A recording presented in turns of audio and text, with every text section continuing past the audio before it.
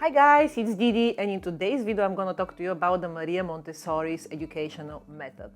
I'm sure that most of you have heard of her philosophy because it's widely accepted and implemented in Western countries and in the US. I've been always interested in different educational systems, and now I'm specifically interested in Montessori since Mika is attending a nursery which is Montessori based here in London. The idea of this video came because of one of my posts in Instagram, and many of you commented that you would want me to do a video about the activities, different Montessori activities that you can implement in home settings. I'm going to do that in my next video, part 2. In today's video, I just want to introduce you to the Montessori philosophy, so you have the background and you know what are the key fundamentals of her educational system. So before I dive into that, I want to introduce you to Maria Montessori herself, because she's an extraordinary woman. She's been 3 times nominated for the Nobel Prize for Peace in 1949, 1950, 1951, and she considered herself a citizen of the world. Her own belief was that kids who are creative, who are free, independent, and who are led to listen to their inner voice would become free, independent, and creative adults. And then there won't be any wars, there will be only kindness, and society will be reformed. Maria was born in 1870 in Italy, and she was a child of an accountant and a really educated for these times woman. So her mom was one of her mentors who made her believe that although she was a woman at a time when women were not taken seriously, she could follow her dreams and work in whatever endeavor she wants to work. So when she was 5 years old, they moved to Rome. She attended private school there. She was really interested in literacy, in mathematics, in engineering, in biology. And when she was 20 years old, she decided to study for a medical doctor. Now, at that time, there was no any woman who would be accepted in the medical school in Italy. She was among the first women doctors in Europe itself. And it was very, very hard journey for her because she did not have much support. Some rumor says that the Pope at the time, Pope Leo XIII, he was helping her to be accepted in the school because there was so much opposition from the current academics at the time, even including her father. She finished her studies in 6 years with the honors, and she started her private medical practice. But at the same time, she worked as a researcher in the psychiatric department in the university, and she became really interested in working with children who had mental illness. She devised specific tools for them so that they can accelerate learning. And in the side, she studied anthropology, educational psychology, and philosophy as well. In 1907, she opened her nursery. She was given the opportunity to take care of kids and take them out from the street in a very poor area in Italy. And that put the beginnings of her educational philosophy. She observed the child, she observed things that she did not expect. For example, she saw that many children are ready to learn how to write and read much earlier than it was expected at the time, and that if they left on their own, the kids would follow their inner desire to learn and their inner drive to learn because they have internal motivation to learn without being pushed. In 1911, some articles were published spreading out her work, and she became increasingly popular. In the US, Edison and Alexander Bell were fond of her teachings, and lots of schools were opened in the US at the time. In 1920, the Netherlands, the government, accepted her teachings in the public schools, and lots of schools were opened in Italy, in Spain, where she lived briefly, up until 1933, when Hitler and Mussolini closed most of her schools, I think all of her schools, during the fascism. Mussolini asked Montessori to teach kids to become soldiers, to which she refused, and she was expelled from the country. She lived in the Netherlands briefly, and during the Second World War she had to go and run away from the war in India, where she taught about 10,000 teachers to become Montessori teachers. She died when she was 82 years of age. She died in the Netherlands. That's where her grave is, because she said, I always consider myself a citizen of the world. I'm not a citizen of only one country. So, you know, it's really, really amazing human being, amazing person. She did so much to revolutionize the educational system. And even now, 110 years later, lots of schools are influenced by her teachings. Her materials, the way she devised them, are still up to date, even in the current environment, regardless the technology around us, regardless how much we are advanced in many other ways. So I'm going to share some of the key fundamentals of Montessori philosophy. If you want to go deep, there is a lot you can find online. I personally am going to link some videos below if you want to deepen your understanding about her philosophy. But the main things I'm going to share with you today. First is follow the child. Montessori speaks about individual approach, that every single child is different, every single child for their own pace. We should not treat them as they learn at the same pace, and we should not treat them as they're interested in the same things. And for the whole teaching, following the child and their inner drive, respecting their inner motivation, are things that are helping the child to learn at their own terms. And in Montessori school, there is no competition, there aren't any grades, there is no comparison, there aren't any homeworks. It's all about what the child wants to do and how the child wants to do it in an environment that is specifically created to support his desires. Another fundamental is the respect and encouragement of the absorbent mind and the sensitive periods. According to Montessori, child from birth to 6 years of age possess something called absorbent mind. So when kids are little, between 0 and 3 years of age, they learn how to walk, how to turn, how to feed themselves. They learn by themselves. They don't need to learn anything from us. We don't impose it on them. Of course, they watch us and they take information from the environment, but they have the inner drive to learn by themselves. Montessori believed that between 0 and 6, when the child possesses such an absorbent mind, they can learn effortlessly, and nothing later in life can match the way and the intensity with which they learn at this stage of their lives. The reason why they are so absorbent is due to the so-called sensitive periods.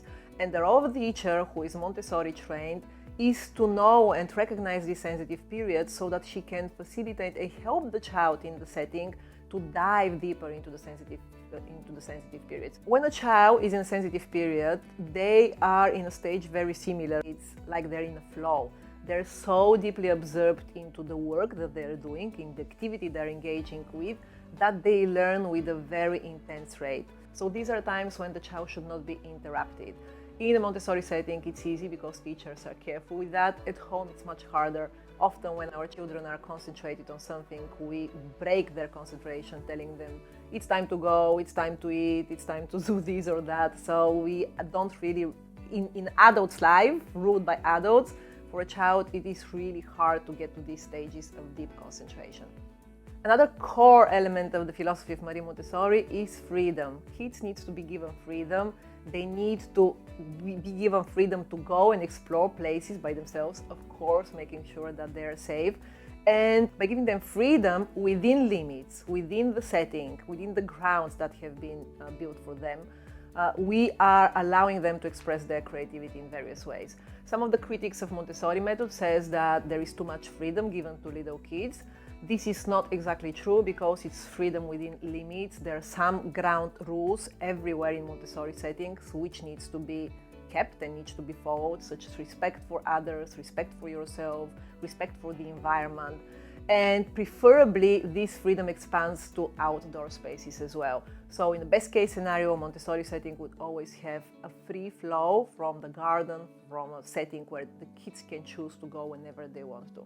Another very important concept of her philosophy is encouraging independence.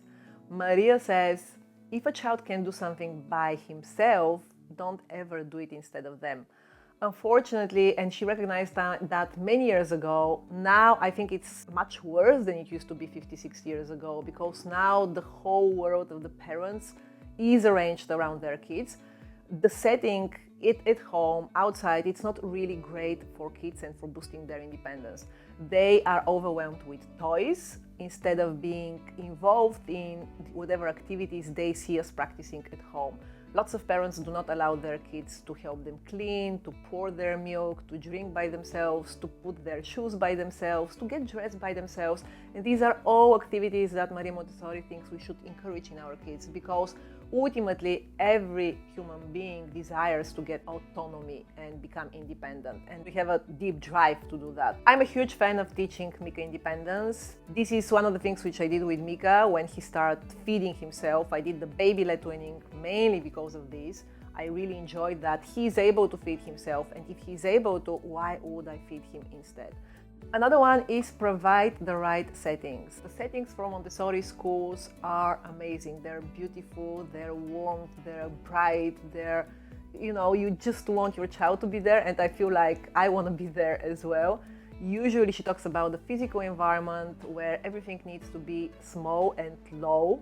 For example, the chairs needs to be chairs for kids, and now I know that sounds crazy because every single nursery would have chairs for kids, but at the time when she was devising her philosophy, the kids in the nursery did not have small chairs. They would use adults' chairs instead.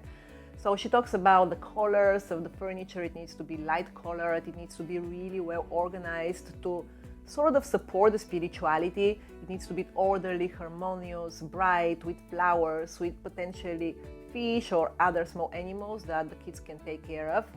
And the whole environment, it needs to be in good order. She says the order is not because of being tidy up and we want everything to be tied up, but because the order helps the mental development of the child as well. Another important component is that the groups are mixed, so the kids are not with the same age children, but they are with older children, and the older children with the younger children.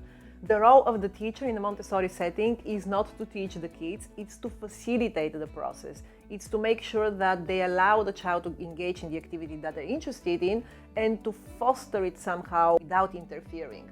In the same way, the kids learn from the older kids there, which is win-win situation because little kids love learning from older kids, and older kids not only share their knowledge, which reinforces their learning and teaching, but also they feel more self-confident. It boosts their self-esteem that they're doing something for someone else. When the child is in a Montessori setting, they do work, although they don't call it work, but calls it activities.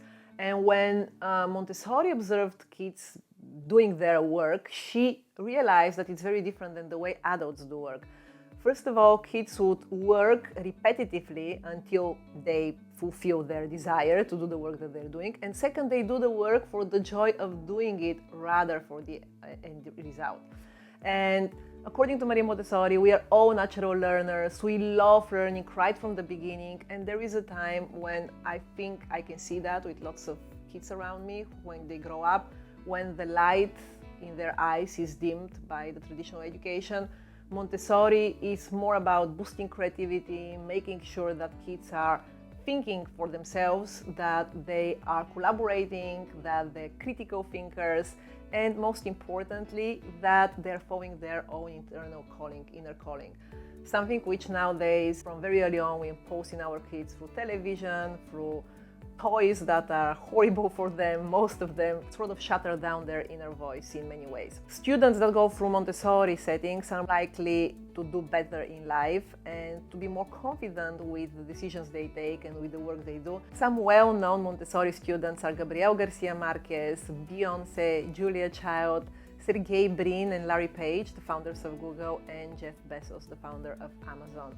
So you can see lots of interesting and creative people adopted and went for this lovely philosophy, I would say. It's just amazing philosophy for children's education.